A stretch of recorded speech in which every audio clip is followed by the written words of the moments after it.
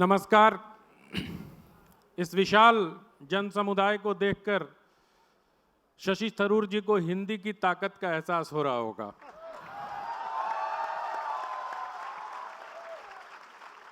कल रात तो अंग्रेजी में भी इतने लोग थे। इसका मतलब आप ये मानते हैं कि हिंदी अंग्रेजी से कहीं कमतर नहीं है? वो तो बिल्कुल है, कम नहीं है।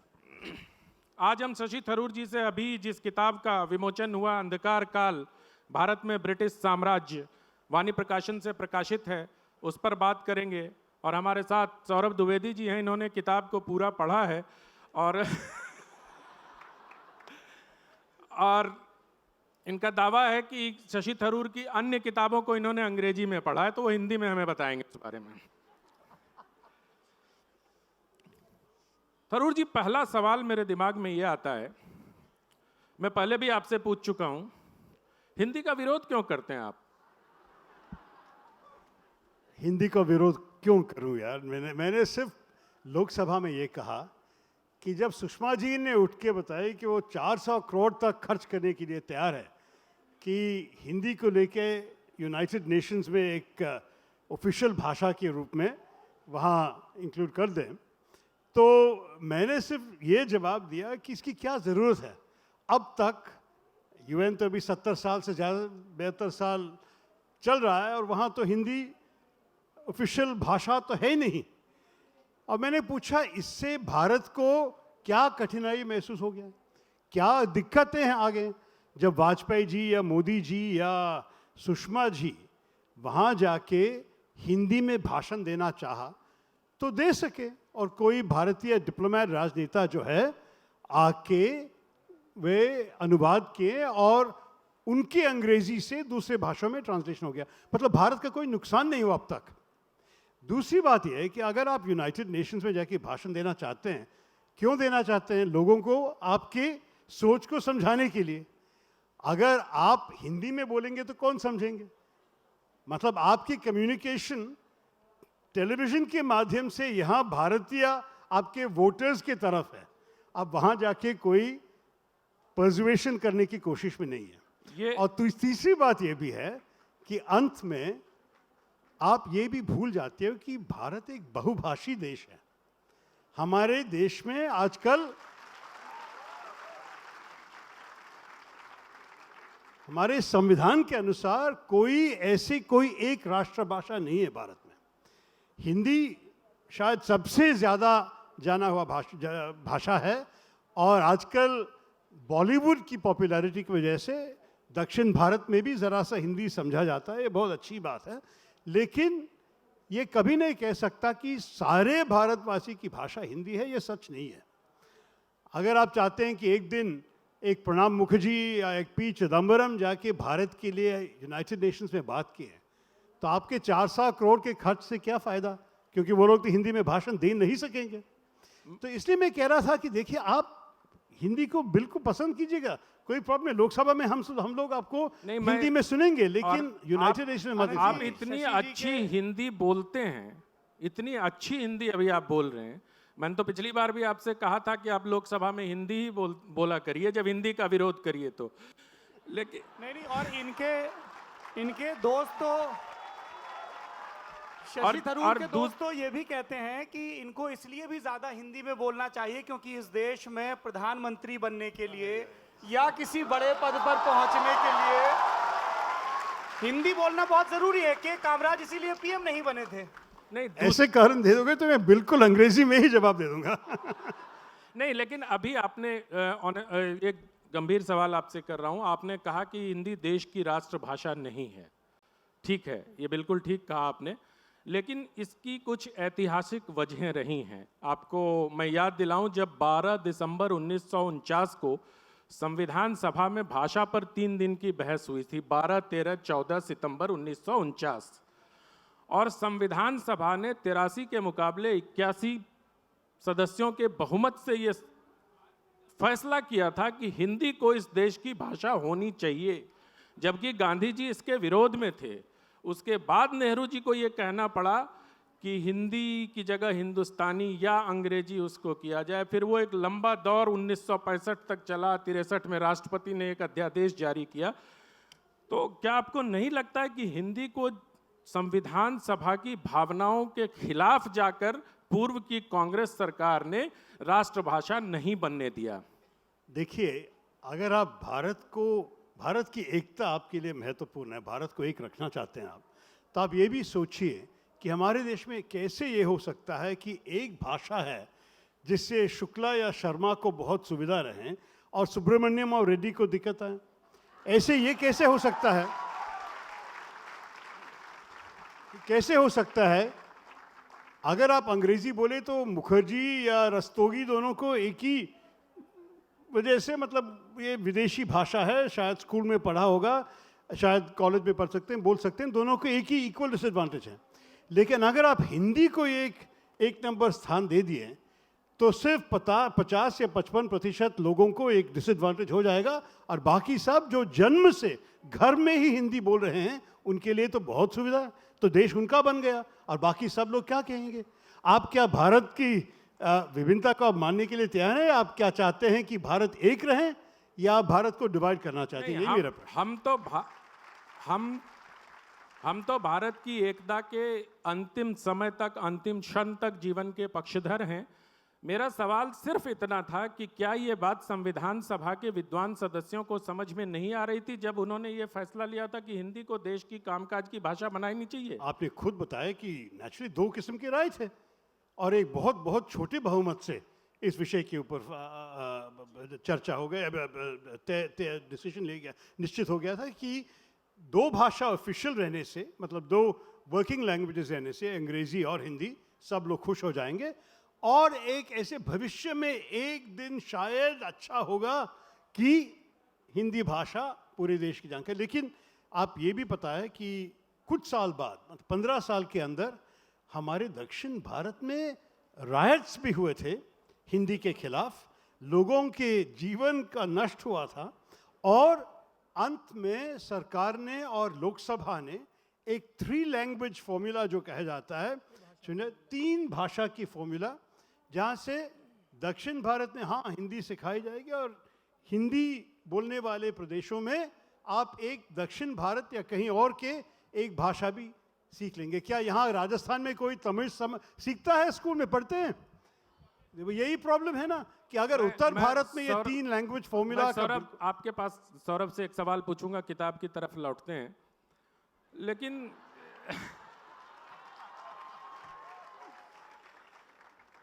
क्या कहीं भाषाई राजनीति तो नहीं कर रहे डॉक्टर थरूर आप कि 2019 का चुनाव है, हिंदी का विरोध कर लो, आराम से चुनाव जीत जाओगे? देखिए, 2019 में कई मुद्दे हैं जो हम उठा सकते हैं इस सरकार के खिलाफ। जितनी बेरोजगारी है हमारे देश में, जो मुसलमानों दलितों के खिलाफ जो कुछ चल रहा है आजकल, जो जीएसटी और डीमोनेटाइजेशन की डिजास्टर्स हमारे सिर के ऊपर बोझ रखे हुए हैं, जो युवाओं को कि भविष्य के लिए कितनी कम उम्मीद है, और जो हमें आजकल हमारी ये अर्थव्यवस्था की हालत इतनी पतली हो गई है आजकल, इस हालत में हमें समस्याओं की कोई शॉर्टेज नहीं है कि मोदी सरकार के खिलाफ बोलने के लिए। लेकिन मैं ये भी मान लूँगा कि जब इस विषय के ऊपर मैंने लोकसभा में बोला था और आप लोग माध्यमों में इसको एक विषय बनाया, तो मेरी जो ये रुख था ये दक्षिण भारत में बहुत लोकप्रिय बना। मेरे ख्याल में मेरे कोई ट्वीट या फेसबुक पोस्ट नहीं था जो इससे ज़्यादा मुझे सपोर्ट मिले दक्षिण भारत में। तो मुझे इससे भी ये महसूस हो गया कि देखिए, हमारे देश को डिवाइड करने वाले विषय हैं। मैं भारत को 2 नहीं बनना चाहता हूँ, 3 नहीं बनना चाहता हूँ, 26 नहीं बनना चाहता हूँ। ये इस किताब का हिस्सा है, आप उत्तेजित ना हो भाई साहब। हाँ, मैं शशि, लेकिन आप जो लैंग्वेज की बात हो रही थी, मैं अंधकार काल किताब पर पहली मर्तबा मुझे लगा कि मेरे ज़माने का कोई कांग्रेसी नेता है जिसने जो एक मेन स्ट्रीम पॉलिटिकल नैरेटिव है 90s से चल रहा है, हिंदुत्व और उसके इर्द गिर्द की चीज़ें, चाहे आपकी ये किताब हो या कल इसी मंच पर जो नई किताब है अंग्रेजी में आई है कि मैं हिंदू क्यों हूँ, उसकी बात करूँ, तो आप रिक्लेम करने की कोशिश कर रहे हैं। जो राहुल गांधी हमें गुजरात में नजर आते हैं तो ऐसा लगता है कि शशि थरूर उसके पीछे का दिमाग है, उसके पीछे की बौद्धिक ताकत कांग्रेस को मुहैया करा रहे हैं। ऐसा कुछ है क्या?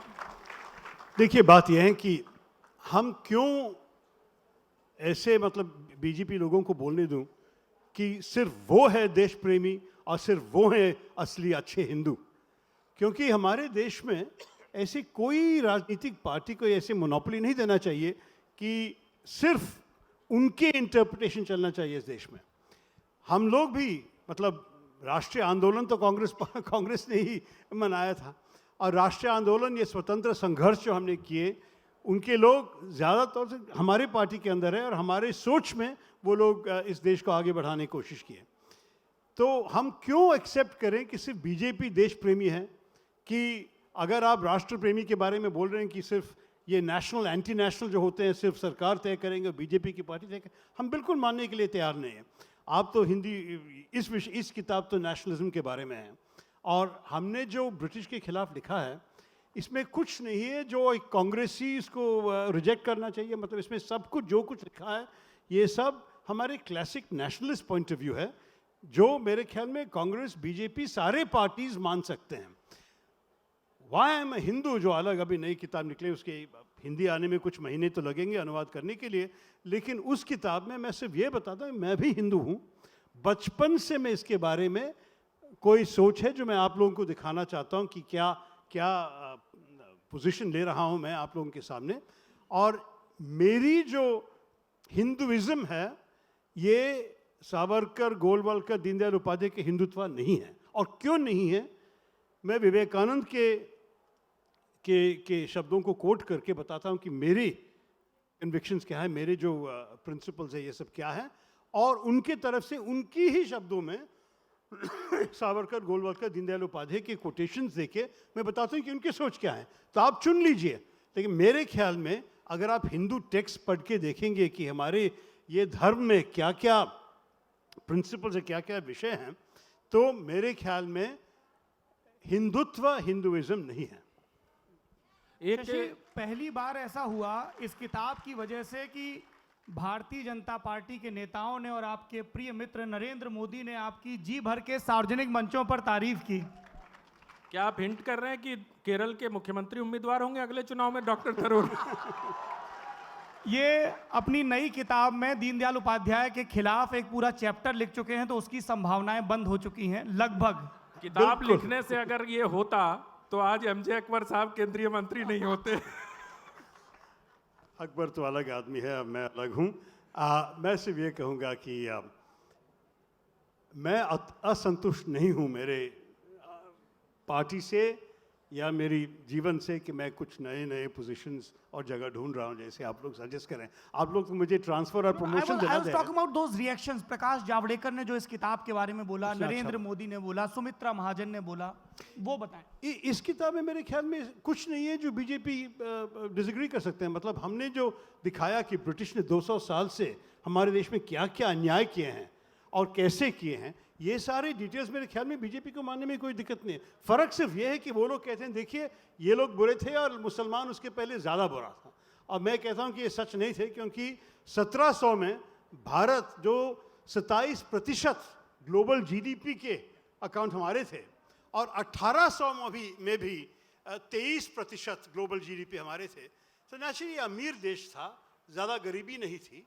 प्रॉब्लम्स ज़रूर हर देश में होते हैं, समस्याएं, लेकिन जिस किस्म के एक्शंस ब्रिटिश ने ले लिए हमारे खिलाफ, जो डी इंडस्ट्रियलाइजेशन किया, जो हमारे टेक्सटाइल इंडस्ट्री जो इतने 2000 साल से चल रहे थे उसको खराब कर दिया, जो उनके हमारे देश से रॉ मटेरियल्स लेके जाके इंग्लैंड में मैन्युफैक्चर करके यहाँ वापस लेके आके बेचे, उनके कपड़े, उनके टेक्सटाइल्स, ये सब तो पहले कभी नहीं देखा था।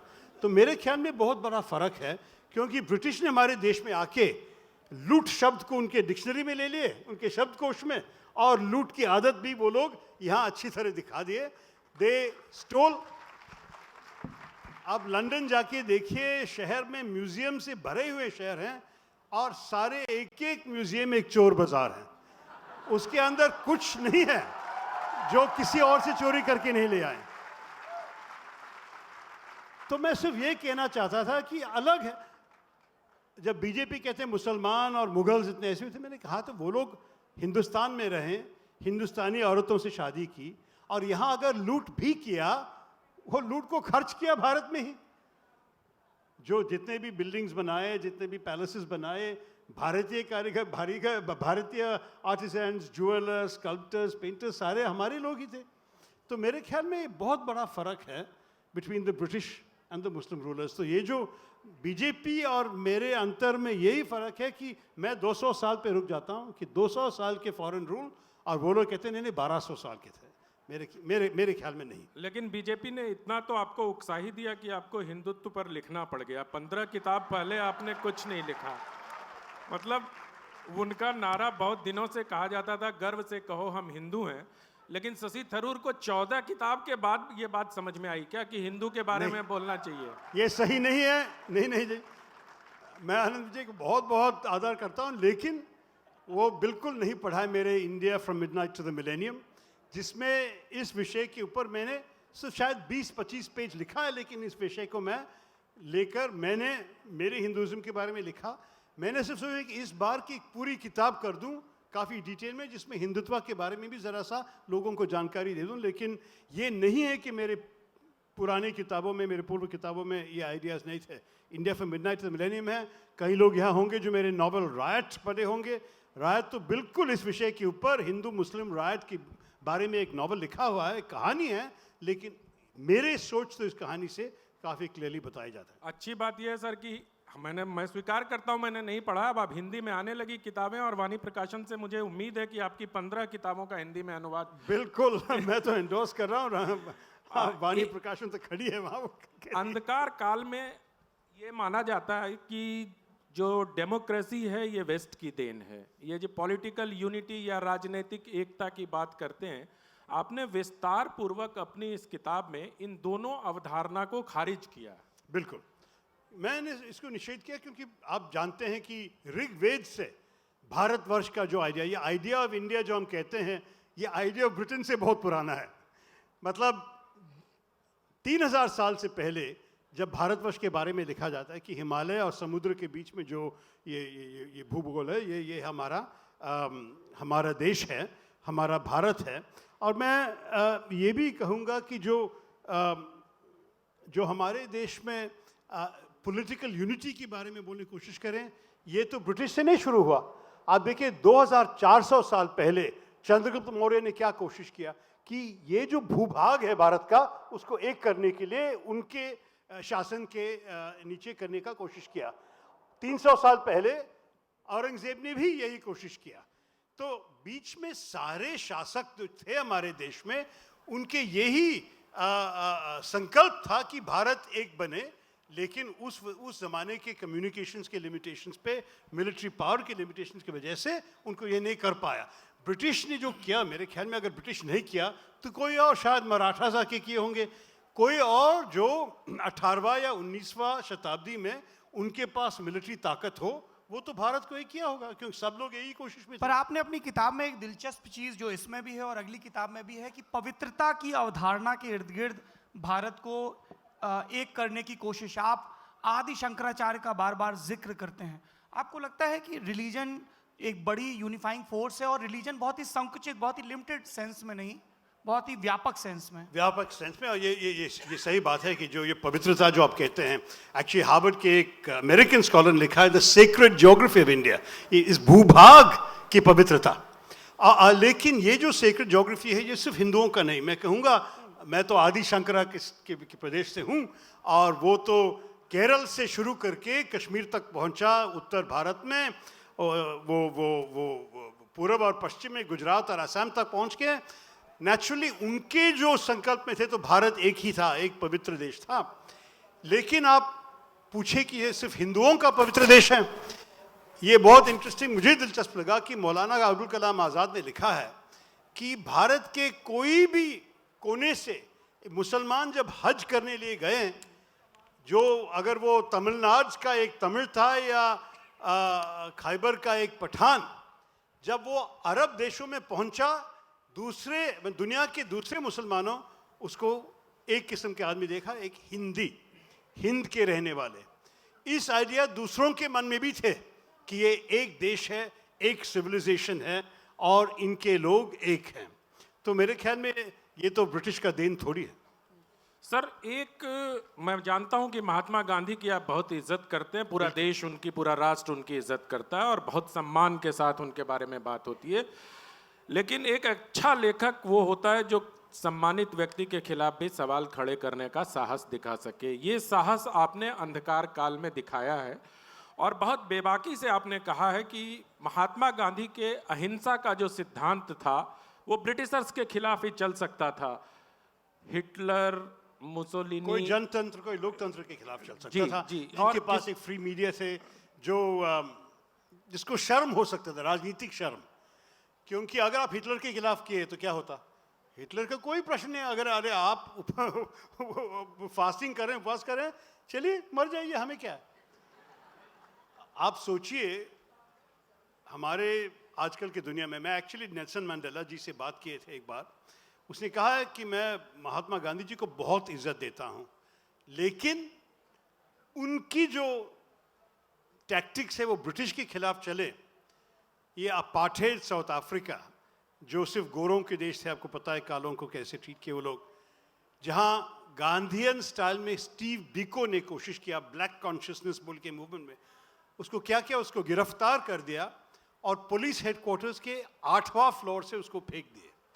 ये है साउथ अफ्रीका। तो गांधीयन टैक्टिक कहां तक चला? मान लिया कि नेल्सन मैंडेला का संघर्ष भी नहीं चला, वो 27 साल जेल में रहना पड़ा, गांधी जी से भी ज्यादा। लेकिन उनकी ये एनालिसिस थी कि नॉन वायलेंस में, अहिंसा में उनके देश में कोई लिमिटेशंस है।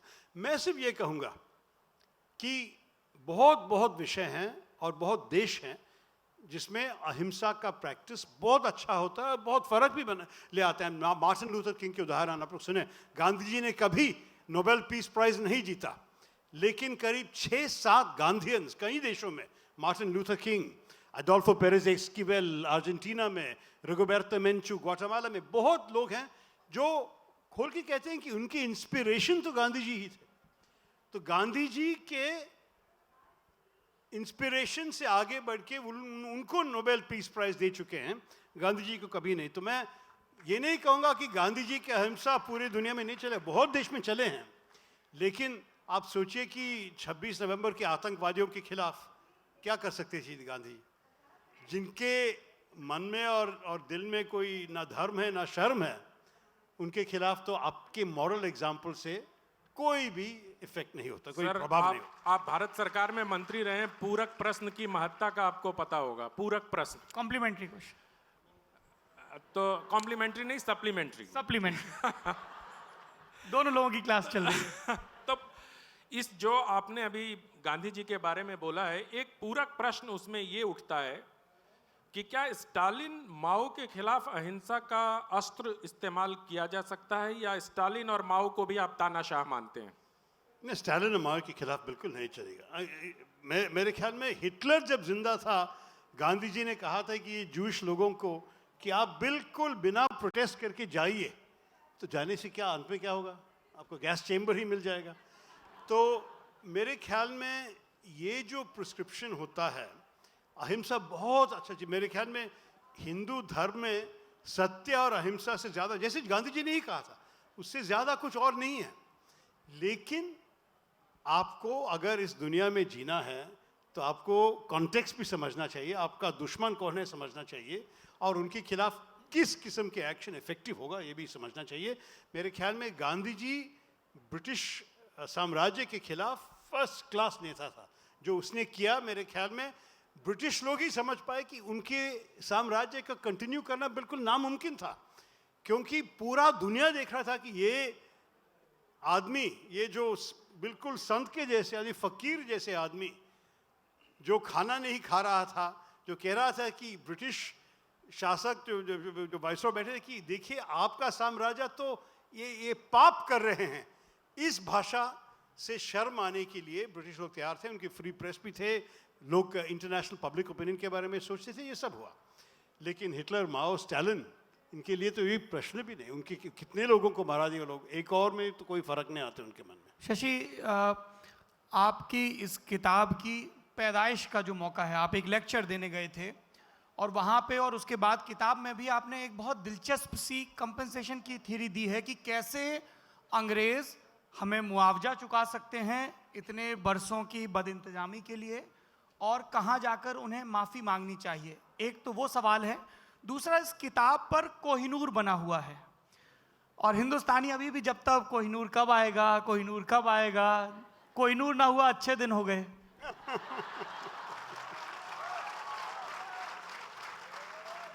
जी, मुझे लग रहा है कि कोहिनूर तो वापस आने वाला नहीं है, क्योंकि अगर कोहिनूर हमें वापस दिए तो करीब 120 से 130 देशों को इतनी चीज़ें वापस देना पड़ेगा कि सारे म्यूजियम्स खाली हो जाएंगे लंदन में। तो शायद वो लोग नहीं देंगे। लेकिन आप देखिए कि ये जो रेपरेशंस के बारे में ये तर्क हुआ था ऑक्सफोर्ड में, मैंने कहा कि देखिए, आप कोई इंसान की ज़िंदगी पर क्या मूल्य रखना चाहते हैं? जो 3.5 करोड़ भारतवासियों ये अकाल में उनके जान दिए हैं ब्रिटिश पॉलिसीज़ के कारण। कि ब्रिटिश आने के पहले कोई रिकॉर्ड नहीं कि बहुत लोग के देहांत हो गए। जब सूखा हुआ था, हमारे राजाओं ने, हमारे ज़मींदारों ने मदद दी है गरीबों को। जिनके पास खाना नहीं था, खाना दे चुके। जिसको टैक्स देना था, टैक्स को कम कर दिया। हमारे सिस्टम अलग थे।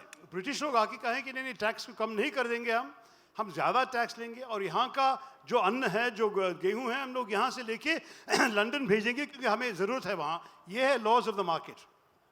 और अगर ये आदमी भूखे मारे, मतलब मर जा रहे थे, मरने दो, क्योंकि ये है दुनिया का नियम। ये ऐसे माल्थुसियन विश्वास थे उनके, और इस कारण से, उनके कारण 3.5 करोड़ भारतवासियों 200 साल में देहांत हुए। और ये सिर्फ पुरानी बात नहीं है।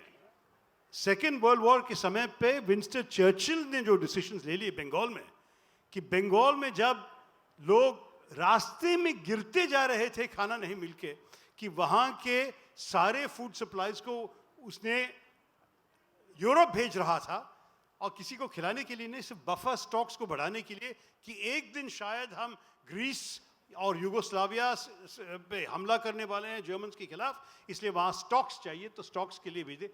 अरे आज लोग मरते जा रहे हैं और आप अगले साल के बारे में सोच रहे हैं। हाँ, क्योंकि वहाँ के लोग तो गोरे हैं और यहाँ तो ये ब्राउन लोग। उसने कहा, I hate these people anyway, it's all their fault for breeding like rabbits.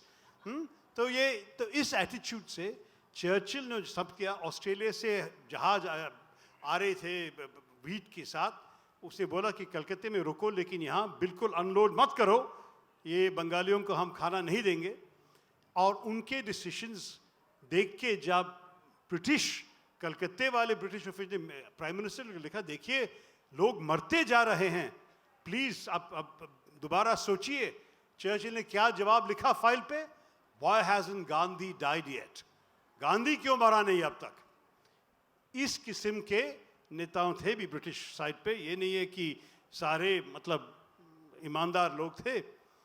तो इस पे आप कैसे मूल्य रख सकेंगे? तो मैंने कहा, देखिए, अगर आप चाहते हैं तो आप 1 पाउंड दे दीजिए हर साल, लेकिन मैं जो चाहता हूं कि आपकी तरफ से एक मॉरल अटोनमेंट चाहिए। आप हिंदी, आप बताइए मॉरल अटोनमेंट क्या होता है? पहली बात है, आप मान लीजिए कि आपकी तरफ से एक बहुत ये अपराध हुआ है। दूसरी बात यह है कि जलियांवाला बाग ले लीजिए, अभी अप्रैल 13, 2019 में 100 साल पूरे हो रहे हैं। 100 साल पूरे हो रहे हैं, एक मतलब सेंटिनरी हो रहे हैं। तो उस दिन अगर आपके प्रधानमंत्री ने आना चाहिए, मतलब ये जो साहस चाहिए ये करने के लिए, शायद राजनीति में हर देश में ज़्यादा नहीं मिल पाएंगे, लेकिन आपकी रॉयल फैमिली जो है, जो आपके रानी की परिवार, क्योंकि सब कुछ तो राजा रानी के नाम पे किया था अंग्रेज़ों ने, in the name of the crown. तो आपके परिवार से अगर कोई आके जलियांवाला में आके भारतीय जनता से माफ़ी मांगे, कितना अच्छा होगा हमारे ऐतिहासिक। आपने राजनेताओं से बात करने में एक सहूलियत ये होती है कि जो बातचीत करने वाले होते हैं उसको पानी और पीने और सांस लेने का मौका मिल जाता है, क्योंकि तालियां इतनी देर तक बजती रहती। आपने जो बीज बोया माफ़ी का ऑक्सफोर्ड यूनिवर्सिटी के अपने लेक्चर में, और जिस तरह से वीरेंद्र कुमार जी जो वहाँ के सांसद हैं, वीरेंद्र शर्मा जी, जिस तरह से उन्होंने उस मुहिम को आगे बढ़ाया, क्या आपके मन के कोने अंतरे में कहीं ये बात आती है कि शायद ब्रिटिश माफी मांग लें? देखिए, अगर आप 3-4 महीने पहले तक पूछे तो मैंने शायद कहता होगा कि नहीं होगा, क्योंकि मैं तो कई ब्रिटिशों से बात की हैं और ये कह रहे हैं देखिए हम लोग आपकी तरफ से आके माफ़ी मांगे तो कितने देश में माफ़ी मांगना पड़ेगा तो ये करने के लिए तैयार नहीं है। सही बात कहूँ तो इतिहास में भी फ़र्क है। सिंगापुर तो एक पत्थर था, उसमें कुछ नहीं था। ब्रिटिश ने ही सिंगापुर को बनाया या हांगकांग को। बात तो ये नहीं है कि भारत में जैसे एक फ्लरिशिंग सिविलाइजेशन, इतना अर्थव्यवस्था, इतने बड़े एक्सपोर्ट इंडस्ट्रीज टेक्सटाइल्स की, जो पूरे देश में हमारे टेक्सटाइल्स बेचे जा रहे थे, इतनी बड़ी शिप बिल्डिंग, स्टील, सब कुछ हमारे भारत में जो थे ये कई देश में नहीं थे जहां ब्रिटिश साम्राज्य आके स्थापित किया। इसलिए मेरे ख्याल में भारत एक एक्सेप्शन है और भारतीय एक्सेप्शन को मानने में मैं ज़्यादा दिक्कत नहीं देखता हूँ। लेकिन ये भी है कि दूसरी किस्म की गलतियाँ भी ब्रिटिश की है। कैरिबियन देश में शायद पहले कुछ नहीं था, जो लेकिन स्लेवरी के गुलामी में लोगों को लेके आके स्लेव्स बना दे, अफ्रीका से लेके आके कैरिबियन में बिठा दिए और उनको ये मतलब मार मार के काम करना पड़ा। उसके लिए भी माफ़ी मांगना चाहिए, वो तो अलग प्रश्न है। लेकिन भारत में माफ़ी मांगना मेरे ख्याल में, क्योंकि एक बहुत बड़ी इकोनॉमी और सिविलाइजेशन को लूट के, एक्सप्लॉइट करके, बर्बाद करके ये लोग 200 साल में ये सब करके चले गए। इसलिए माफ़ी मांगना मेरे ख्याल में उचित है। और अगर वो लोग आएंगे अच्छा होगा। तो मैं जैसे आपने मुझे पूछा कि क्या एक मन में एक कोने में ये हो रहा है, जी हो रहा है। क्योंकि मैं तो इस किताब के जो इंग्लिश एडिशन है, यहाँ तो भारत में अंग्रेजी वाला किताब है an era of darkness, Britain में एक बिल्कुल इन योर फेस टाइटल कर दिया, इनग्लोरियस एम्पायर। और ये इनग्लोरियस एम्पायर ये तो ब्रिटेन में बेस्टसेलर बना, कई आर्टिकल लिखे, और जो अभी हो रहा है वहाँ के बातचीत में कि लोग सीरियसली सोचना लगे कि शायद माफ़ी मांगना चाहिए। वीरेंद्र शर्मा जो इसके जिक्र किया, उसने वो लेबर पार्टी का सांसद है हाउस ऑफ कॉमन्स में, उसने एक रेजोल्यूशन इंट्रोड्यूस किया है, उस पर चर्चा होगी मेरे ख्याल में। और मैं तो अभी कोई ज़्यादा नहीं बोलना चाहता, लेकिन कोई राजनयिक के साथ नयतंत्रिक रूप में ज़रा सा बातचीत शुरू की है। मैं यही सवाल आपसे पूछ रहा था कि क्या ब्रिटेन, आप तो कूटनीति के बहुत विद्वान हैं, विशेषज्ञ भी हैं, क्या आवश्यकता पड़ी ब्रिटेन पर माफ़ी का दबाव बनाने के लिए तो आप नरेंद्र मोदी का साथ लेंगे? आनंद जी हेडलाइंस निकाल के रहेंगे। कभी कभी मेरे ख्याल में ऐसे भी प्रश्न है जिस पे जवाब नहीं देना ही बेहतर है। शशि, मेरा सवाल आपका जो पिछला जवाब था उससे जुड़ा हुआ है कि आपने बताया कि वहां पर बच्चों को जो इतिहास पढ़ाया जा रहा है, उस इतिहास में और जो असल में हुआ उसमें बहुत फर्क है। क्या बताया जा रहा है अंग्रेजों को? उन्होंने हिंदुस्तान में उनके ये जो कॉलोनियल साम्राज्य होते हैं उसके बारे में कुछ नहीं पढ़ाते हैं। जिस हफ्ता मेरे किताब यहाँ निकला, एक पाकिस्तानी लेखक ब्रिटिश अखबार द गार्डियन में लिखी कि उनके 2 बच्चे ए लेवल्स किए थे इतिहास में। ए लेवल्स होता है स्कूल लीविंग का सबसे उत्तम परीक्षा, और इस ए लेवल्स में वो कॉलोनियलिज्म के बारे में एक शब्द भी नहीं पढ़ा। तो अगर ब्रिटेन चाहते हैं कि उनके जो ये सॉलिड रियलिटी है कि देश को एक्सप्लॉइटेशन करके इतना बड़ा देश बना 200 साल के लिए, उसको वो छुपाना चाहते हैं, तो मेरे ख्याल में ये ठीक नहीं है। आजकल जर्मनी में आप देखिए, हिटलर के बारे में, नाज़ीज़ के बारे में कितने सिखाते हैं बच्चों को, क्योंकि वो चाहते हैं कि बच्चों जाने कि उनके नाम पे और उनके एंसेस्टर्स के नाम पे क्या क्या हुआ है उनके देश में। ब्रिटेन ये सब दिखाना नहीं चाहते। मेरे ख्याल में ये पढ़ाना बहुत ज़रूरी है, पहली बात। दूसरी बात यह है कि जैसे मैंने कहा कि म्यूज़ियम्स इतने सारे हैं लंदन में, लेकिन कॉलोनियलिज्म के बारे में कोई म्यूज़ियम नहीं है।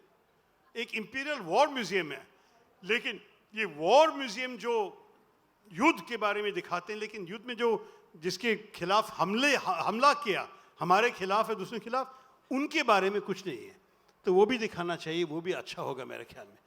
आजकल पब्लिक ओपिनियन पोल्स निकलते जा रहे हैं इंग्लैंड में, जिसमें लोग मेरे ख्याल में 44% अंग्रेज कह रहे हैं कि we are proud of the empire, और 43% कह रहे हैं कि हमें एम्पायर वापस चाहिए।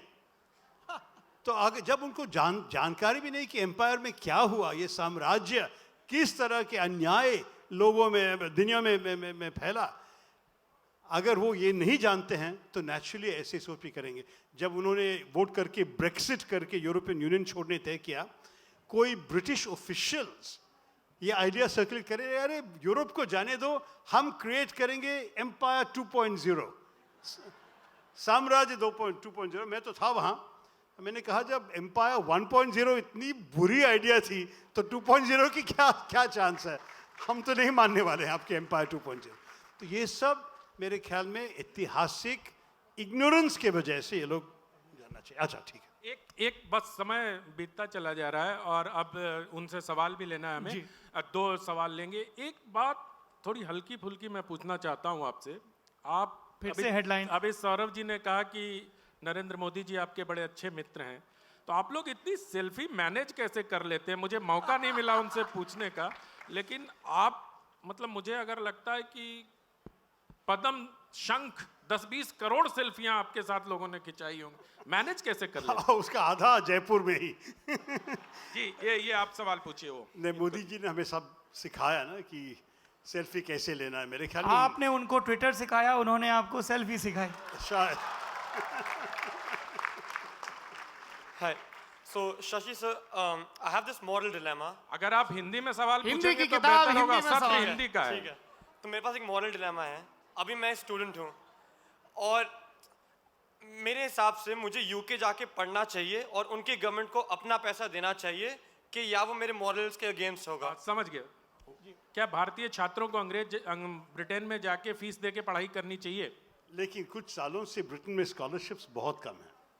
आप देखिए कि अगर आप ब्रिटेन में जाके पढ़ना चाहते हैं, आपको एक्चुअली दूसरों से ज़्यादा फ़ी देना पड़ता है क्योंकि आप विदेशी स्टूडेंट हो। तो मेरे ख्याल में आइडिया तो अच्छा है, लेकिन इसका प्रैक्टिस तो नहीं चल रहा है ब्रिटेन में। रोड स्कॉलरशिप मेरे ख्याल में भारत में सिर्फ 3 बच्चों को देते हैं और बाकी सब स्कॉलरशिप्स इंडियन स्कॉलरशिप जैसे इनलैक्स वगैरह है अमेरिका इंग्लैंड में पढ़ने के लिए। एक और स्कॉलरशिप अभी निकला गया है, शेवनिंग स्कॉलरशिप, वो भी आप कोशिश कीजिएगा। लेकिन मेरे ख्याल में पूरा देश में 15-20 भारतवासियों को ऐसे स्कॉलरशिप्स मिल जाते हैं जहां ब्रिटिश खर्च पे आपकी पढ़ाई हो। अगर आपको स्कॉलरशिप मिलना है तो अमेरिका जाना ज़्यादा। ये भी हो सकता है कि भारत में एक धांसू से यूनिवर्सिटी बने और यूके के बच्चे यहाँ के फीस दें। यही मैं चाहता हूँ एक दिन। सौरभ, अब बिंदु चरुंगत केरला से हैं, आपसे एक सवाल पूछना चाह रहे हैं, पर हिंदी में पूछेंगे। अच्छा नमस्कार। नहीं, आपकी माँ तो मेरे फ्रेंड के घर के नीचे रहती हैं तो मैं जानती हूँ मैरी गोल्ड में, ट्रिवेंड्रम। या अच्छा शशि सर, आप तीनों की बहुत इज्जत करती हूँ, लेकिन एक जो कल आपका जो बुक का लॉन्च था वो मैं पूरा अटेंड नहीं कर पाई थी लास्ट में, लेकिन एक स्टेटमेंट ज़रूर सुना था, उसी पे मैं आगे बढ़ा रही हूँ। क्योंकि अभी जब भी हम हिस्ट्री की बात करते हैं, जो बात करते हैं वो सब अपनी जगह पर है, लेकिन अभी जो हमारे कंट्री में हम लोग कई बार हिंदू मुस्लिम या ईसाई सिख बोल के बहुत सारे डिविजन्स हो रहे हैं। तो कल आपका वो स्टेटमेंट सुना था, I am not an Hindu, I am an Indian, जो आपने I didn't say I'm not a Hindu, no. No, The I'm an whole Indian. ये Yeah. तो एक कह ही पूरा नहीं सकते। घंटा था कि मैं हिंदू हूँ और किस किस्म के हिंदू हूँ। तो लास्ट देखिए- में मैंने ये सुना था कि आई एम एन इंडियन। तो कई बार मुझे लगता है कि हिंदू मुस्लिम सिख ये सब बोलने के बजाय हमें एक पूरी जो हमारी डाइवर्सिटी है उसको एंजॉय करके छोटा आगे सवाल, बढ़ना छोटा चाहिए। सवाल, बस हो गया छोटा। मेरा। अच्छा, बिल्कुल आपने जो आपने कहा यही मेरी सोच भी है। I also believe very much। बहुत बहुत हमारी धन्यवाद diversity preserve करना शशि थरूर जी, आपने हिंदी में इतनी बेहतरीन बात की और मुझे जैसे आपको उम्मीद है कि ब्रिटिशर्स माफी मांगेंगे, मुझे भी उम्मीद है कि आप हिंदी विरोध छोड़ेंगे और हिंदी को अपनाएंगे। बहुत और आनंद बहुत जी, एक धन्यवाद। आखिरी चीज आपका की- बहुत धन्यवाद। मैं तो हिंदी विद्वानों से माफी मांग रहा हूँ कि सीरियस मेरे थे कि बाकायदा कई चीजों का अनुवाद लिख के आए और जब मंच के नीचे भी खड़े थे तो पूछ रहे थे अच्छा इसको हिंदी में क्या बोलते हैं, उसको क्या बोलते हैं। बहुत इस्तेमाल धन्यवाद नहीं आप किया सबका, बहुत बहुत धन्यवाद।